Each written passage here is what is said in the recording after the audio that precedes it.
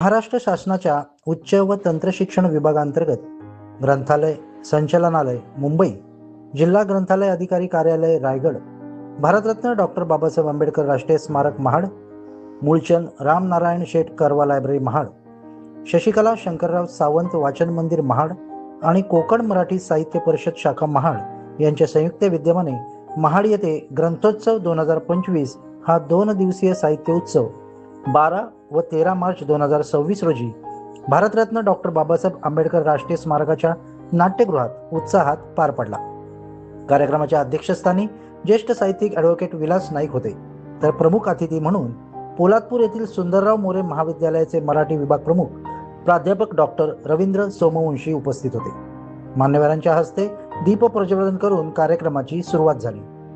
यावेळी व्यासपीठावर रायगड जिल्हा ग्रंथालय अधिकारी अजित पवार, महाड नगर परिषदेचे नगराध्यक्ष सुनील कविस्कर, उपनगराध्यक्ष संदीप जाधव, नगरसेवक ॲडव्होकेट सनी जाधव, नगरसेविका विद्या देसाई, गीतांजली महाडिक, वैशाली रक्ते, मुंबई विभागाचे सहाय्यक ग्रंथालय संचालक प्रशांत पाटील, शशिकला शंकरराव सावंत वाचन मंदिराच्या अध्यक्षा शोभा सावंत, करवा लायब्ररीच्या अध्यक्षा सीमा मापारा, संचालक श्रीकृष्ण बाळ भाऊ दोसी, कोकण मराठी साहित्य परिषद शाखा महाडचे अध्यक्ष गंगाधर साळवी, अवी जंगम तसेच राष्ट्रीय स्मारकाचे व्यवस्थापक प्रकाश जमधाडे आदी मान्यवर उपस्थित होते। 12 मार्च रोजी सकाळी 10 वाजता राष्ट्रीय स्मारक येथून भव्य ग्रंथदिंडी काढून उत्सवाचा शुभारंभ करण्यात आला। या दिंडीत शाळा व महाविद्यालयांतील सुमारे 300हून अधिक विद्यार्थी विद्यार्थिनी, शिक्षक, विविध सामाजिक संस्थांचे प्रतिनिधी, सेवानिवृत्त शिक्षक, शासकीय अधिकारी तसेच लोकप्रतिनिधींनी उत्स्फूर्तपणे सहभाग घेतला। कार्यक्रमाचे प्रास्ताविक अजित पवार यांनी केले।